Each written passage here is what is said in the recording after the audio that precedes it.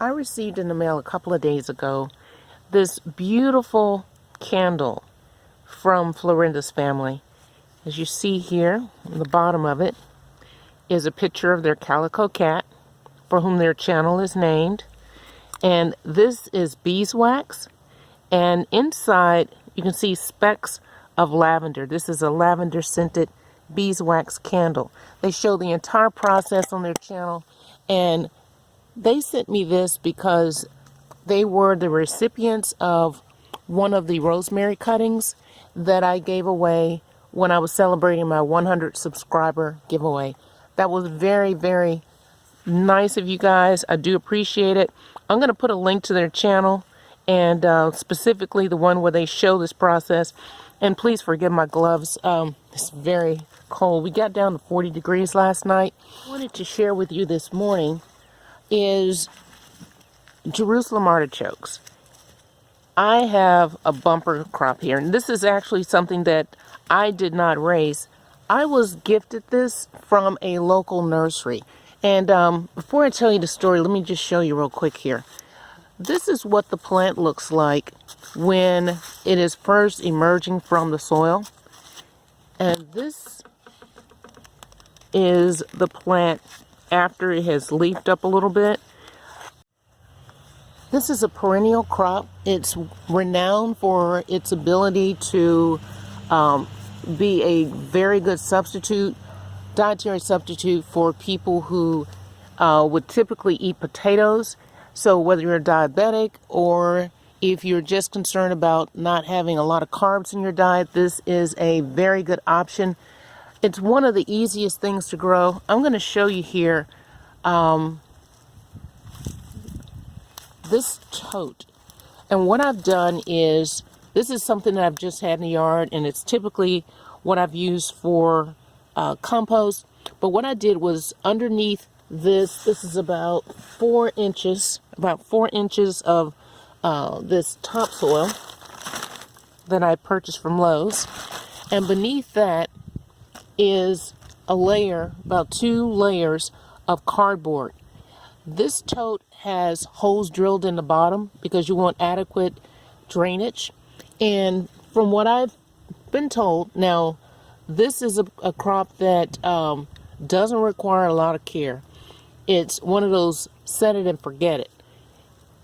As you saw from that previous clip, I have a lot of artichokes, so I'm going to take full advantage of this. So it's set to space these about a foot apart, some say 6 inches apart. So I'm going to also put some amendments in here. I, of course, have the black cow manure. I have the worm castings. There's all sorts of things that I'm going to be putting in here to make sure that this soil is well nourished. And I have the worms that I had purchased from eBay, and I divided that up into 3 bins, and I've been gradually introducing that to my garden. And as you see from this, it says topsoil. Looking at the texture and everything here, the color is beautiful, but the texture, it could be broken down quite a bit more. So I'm going to be putting some of my worms in here. Going to keep you posted on the progress.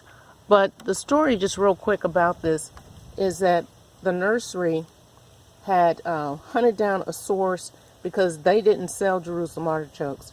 And they gave me all of these artichokes, Jerusalem artichokes, that you see here in this wheelbarrow.